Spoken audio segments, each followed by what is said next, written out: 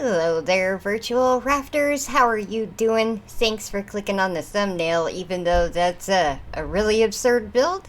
This is the Rabbit Raft, because I really didn't even know what else to build when I loaded up the game. So I just started hammering out a standard square to get started, which turned into sort of a bowl-shaped thing after a round of roof pieces. And then I thought I'd play with this neat looking glass wall piece mod, but it ended up looking like a pod off of a spaceship build. And due to some limitations of what glass piece replacements there are in the mod, it wasn't exactly possible to pull off my original idea of making a mini Tangaroa complete with the snow globe casing. Now, while I may do a spaceship in the future, some of these walls got exploded and replaced with foundations added on both sides. These are meant for future installation of engines in case this thing needs to move. I'm attempting to make this sort of functional. I was not even sure this design would work. I didn't exactly have a plan here. I just kept trying pieces until something would fit. Due to the odd shape, there isn't going to be much of an interior to tour, but the base can house more engines or biofuel tanks. Maybe someday I'll think up something better than this rotundous barrel of a bunny shape, but this was some sort of attempt at building a three-dimensional ship. I'm making little mini huts over the hind legs of this rabbit raft, and then I spent a while trying to figure out how to make something that resembles feet before building out the whole stomach section.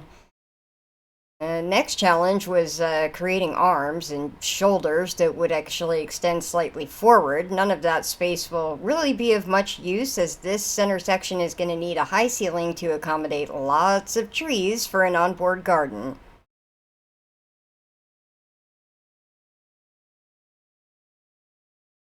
The big barrel flattens off into the shoulders, and right in the center section I started to hammer in a base of a pyramid to start creating the neck, leaving one space that could be used to climb from the bottom to the top with a series of ladders. The head took some time to figure out on what pieces would work to shape something that resembles a critter face, with only two windows in the whole raft being the two in the head where the place of the eyes would be. A wheel could be installed on this level to steer the ship around. This would really be about the only location to have any visibility from. There are a couple of towers that we'll have to do for the ears, since there's not a lot of room left over to build up on top of the head in scale that this was built. In theory, this could be scaled up to being much larger, leaving more room for a more detailed shaping using the given parts in the hammer.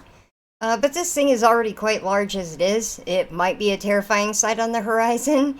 Trustworthy compared it to Bonnie from Five Nights at Freddy's, and I can't say that I blame him. It definitely has animatronic vibes. I wasn't trying for that, but it kind of does. And while this rabbit, you can climb inside its midsection and possess its controls, but otherwise it's pretty harmless. I still took the time to paint it purple for a while, just for fun. And I've never actually played Five Nights at Freddy's the game, but its influence is no less escapable. I do at least know the plotline about as well as anyone can follow such an intentional mess.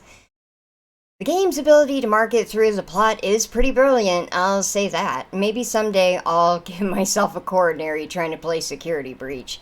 But for now, I'll just give a little tour of the Rabbit Raft's internals, or what can fit inside an awkwardly shaped living compartment.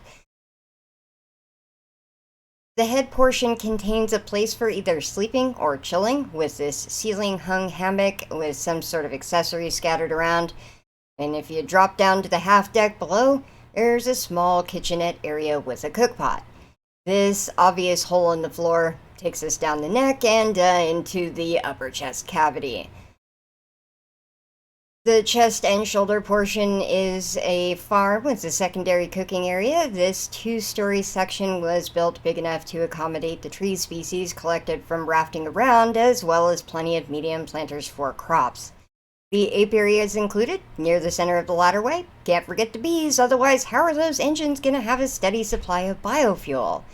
Nor could we forget our four-legged friends.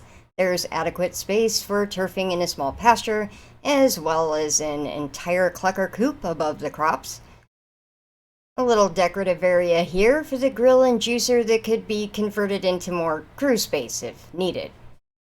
And then we drop down one more floor to the power plant of this beast. The engine room and workshop have room for several tanks, biofuel processing, and battery charging. I really didn't think the new windmill generator, while awesomely useful, would look very good stuck to the top of the bunny head. A third ear would be a bit weird, so battery charging capability is down here with the rest of the energy production.